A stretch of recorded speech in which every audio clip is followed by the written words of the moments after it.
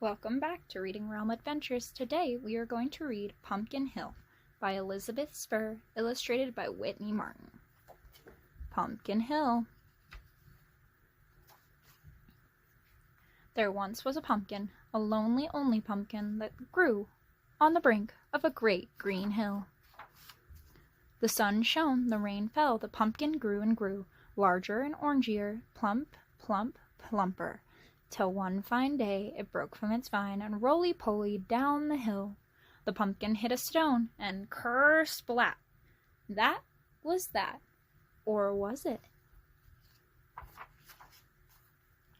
The pumpkin seeds lay on the soft, fertile earth, which soon wore a blanket of snow. In spring, the farmer came with his horse-drawn plow, scattering the seeds across the great green hill. But he and his wife could not agree, barley or corn, alfalfa or hay, so the hill was left unplanted, except for the pumpkin seeds. The rain came and the sun shone. The seeds grew into sprouts, and the sprouts into vines, vines with leaves, leaves and flowers, flowers into roly-poly pumpkins. But since no one came to pick them, they withered away, except for the pumpkin seeds. In spring, the farmer plowed once more. Tomatoes, potatoes, turnips. His hill remained unplanted, except for the pumpkin seeds. Sun and rain, once again, sprouts, vines, roly-poly pumpkins, which withered away, except for.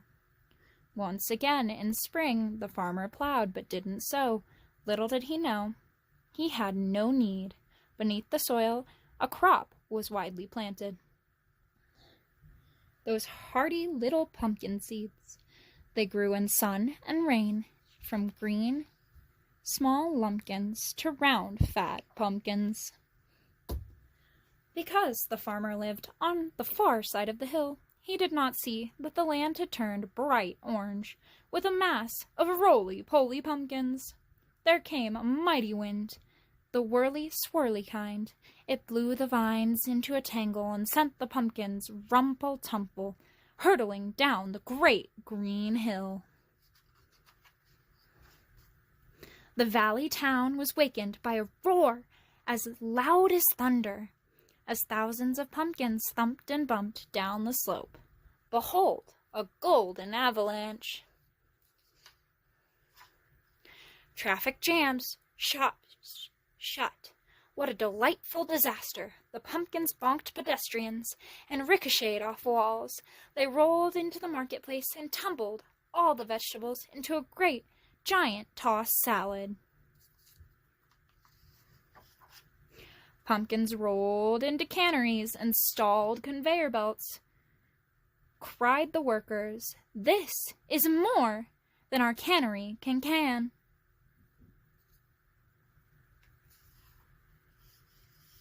One could not help but chuckle to see the uppity folk struggle with those most unruly roly-polies. Who could say the grouchy grumpkin among those jolly bumping pumpkins?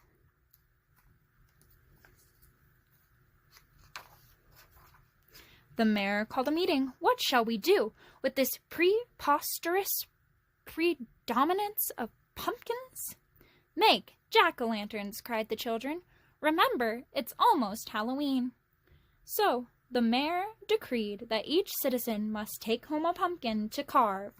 But when all had claimed their share, a plethora of pumpkins still lined the sides of the road.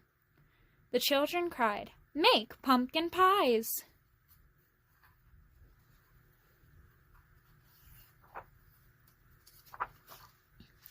All Hallows Eve, at moonrise, the whole valley glowed with the grins of 6,000 jack-o'-lanterns.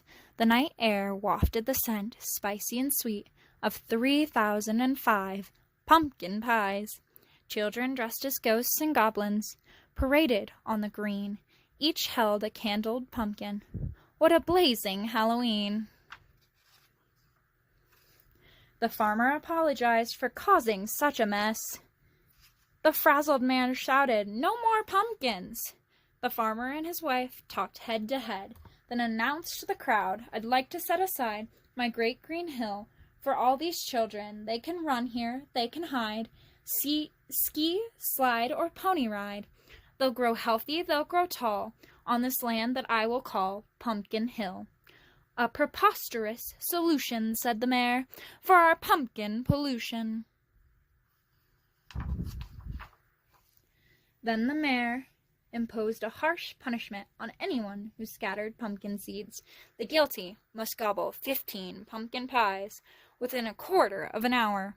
That is the reason why on Halloween, after carving grim faces with fire-lit eyes, children salt, roast, and eat for supper or snack those perniciously prolific pumpkin seeds.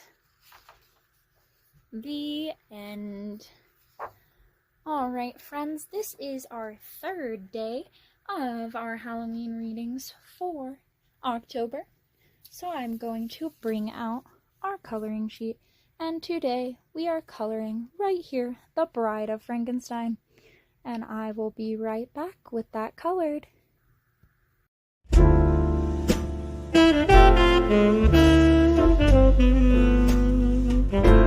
Alright, welcome back, friends. Here we have our third day colored, the Bride of Frankenstein, in that window. And tune in tomorrow for our next spooky story. If you like this video, please don't forget to like and subscribe, and know that you can find this calendar on Everyday Reading. I am not sponsored, but they are amazing. Thank you. Bye.